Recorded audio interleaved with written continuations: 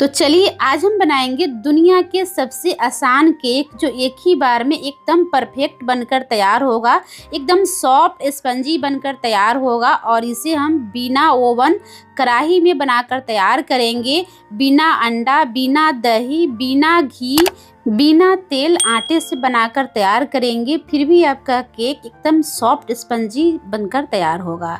तो चलिए बनाना शुरू करते हैं। तो इसे बनाने के लिए यहाँ पर एक मिक्सर जार ले लिए हैं और इसमें डाल लिए हैं आधा कप चीनी और जार के ढक्कन बंद करके इस चीनी को पीस लेंगे। बिल्कुल पाउडर के फॉर्म में इसे ले आना है।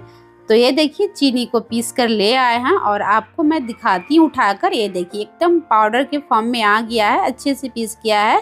तो अब इस चीनी के पाउडर को एक बड़े से बाउल में डाल लिए हैं और अब यहाँ पर एक छन्नी लेंगे और इसमें डाल लेंगे आधा कप गेहूं के आटे और इसी के साथ इसमें मैं डाल रही हूँ आधा कप मैदा।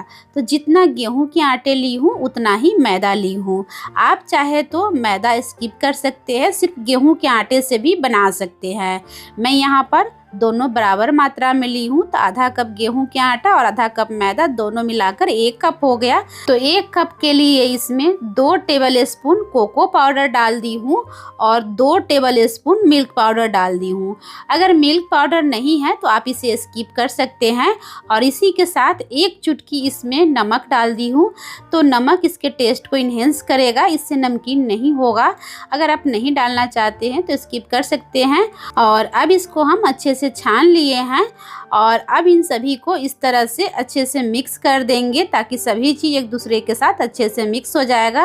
और हाँ, कोको पाउडर ज़रूर डालिएगा, तभी चॉकलेटी टेस्ट इसमें आएगा।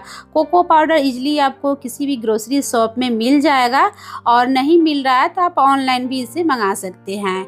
और अब यहाँ पर 1 कप दूध ली हूँ। दूध हल्का गुनगुना लीजिएगा, बिल्कुल ठंडा दूध नहीं लीजिएगा। हल्का गुनगुना दूध लेंगे ना तो इससे अच्छा रिजल्ट आपको मिलेगा। तो यहाँ पर दूध को एक बार में नहीं डालिएगा, थोड़ा थोड़ा करके डालना है और इसे मिलाते जाना है, क्योंकि यहाँ पर इस पेस्ट को हमें ज़्यादा पतला नहीं बनाना है।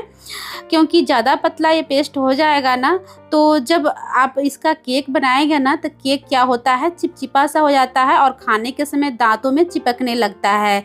तो इसलिए यहाँ पर ध्यान रखिएगा, इस पेस्ट को हमें ज़्यादा पतला नहीं करना है। आपको मैं उठाकर दिखा दी हूँ, इसी तरह से इसका कंसिस्टेंसी होनी चाहिए।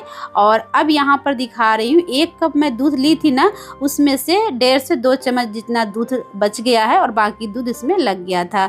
तो अब इसे हम साइड में रखते हैं और तब तक इधर गैस पर एक कढ़ाई रख ली हूँ और अब इस कढ़ाई में 1 कटोरा नमक डाल लिए हैं और इस नमक को इस तरह से कढ़ाई में फैला देंगे। तो इस नमक को आप बार बार यूज कर सकते हैं, इसे फेंकना नहीं है। जब केक बन जाएगी ना तो जब नमक ठंडा हो जाएगा तो इस नमक को एक डब्बे में भर के रख दीजिएगा और जब दोबारा केक बनाइएगा तो फिर यूज कर सकते हैं। तो अब यहाँ पर नमक को फैलाने के बाद इसमें एक स्टैंड डाल दी हूँ। तो इस तरह के कोई स्टैंड या रिंग या कटोरा भी डाल सकते हैं। और अब यहाँ पर इस कढ़ाई को ढक देंगे और लो फ्लेम पर इसे प्रीहीट होने देंगे। जैसे ओवन को हम लोग प्रीहीट पहले कर लेते हैं, उसके बाद उसमें केक डालते हैं ना, उसी तरह से इस कढ़ाई को हमें प्रीहीट करना है। और तब तक इधर मैं कुछ ड्राई फ्रूट ले ली हूँ, इसे कट करके एक प्लेट में रख ली हूँ। और अब यहाँ पर जो हम पेस्ट बनाए थे ना उसमें इस ड्राई फ्रूट को डाल दी हूँ और इसी के साथ केक को थोड़ा और चॉकलेटी बनाने के लिए इसमें हम डाल दिए हैं चॉकलेट को ग्रेट करके। तो डार्क कंपाउंड चॉकलेट को ग्रेट करके ले लिए थे। अगर डार्क कंपाउंड चॉकलेट नहीं है तो डेयरी मिल्क चॉकलेट वगैरह आता है ना, उसे भी आप ग्रेट करके डाल सकते हैं। इससे केक आपका एक्स्ट्रा चॉकलेटी बनकर तैयार होगा।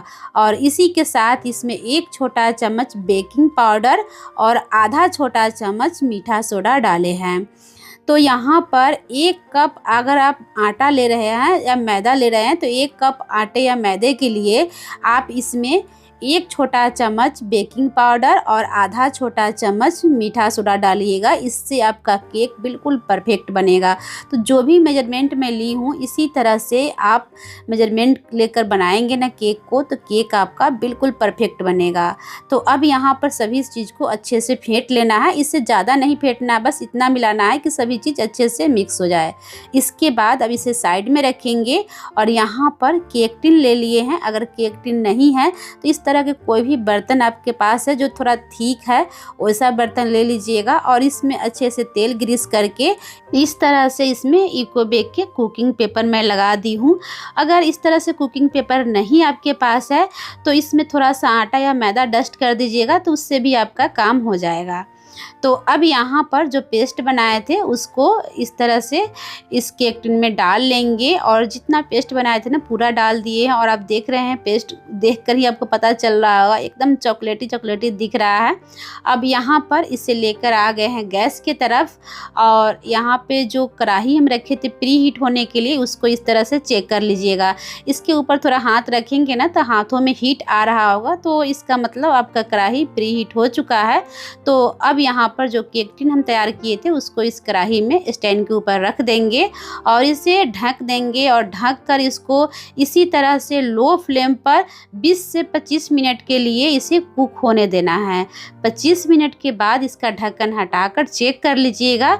मैं यहाँ पर इसमें चाकू डालकर चेक की हूँ, आप टूथपिक डालकर चेक कर सकते हैं। तो केक के बीच में चाकू डाली हूँ तो चाकू ड्राई निकला है, इसका मतलब केक हमारा बिल्कुल परफेक्ट कुक हुआ है। तो अब यहाँ पर इस केक टिन को बाहर निकाल कर ठंडा होने के लिए रख देंगे और ठंडा होने के बाद इसके साइड से एक बार स्पैचुला या चाकू को घुमा दीजिएगा। इसके बाद इसके ऊपर प्लेट डालकर इस तरह से पलट लेंगे, इजीली ये निकल जाता है। और ये देखिए एकदम सॉफ्ट स्पंजी केक बनकर तैयार हुआ है, आपको देखकर ही पता चल रहा होगा। तो चलिए अब इसको डेकोरेट कर लेते हैं। तो यहाँ पर चॉकलेट को ग्रेट करके ले लिए हैं। चॉकलेट को इस तरह से केक के ऊपर साइड में रखकर डेकोरेट कर लिए हैं। आप यहाँ पर चाहे तो जो चॉकलेटी बिस्किट आता है उससे भी आप ग्रेट करके इसके साइड से डेकोरेट कर सकते हैं। तो आपके पास जो भी अवेलेबल है उससे डेकोरेट कर लीजिएगा। और आपको मैं कट करके दिखा रही हूँ, ये देखिए एकदम सॉफ्ट स्पंजी बनकर तैयार हुआ है। तो फ्रेंड्स अगर आपको मेरी ये केक की रेसिपी अच्छी लगी हो तो प्लीज़ वीडियो को लाइक शेयर और चैनल पर नए हैं तो चैनल को सब्सक्राइब जरूर कर दीजिएगा। मिलते हैं नए वीडियो में। जय हिंद, जय भारत।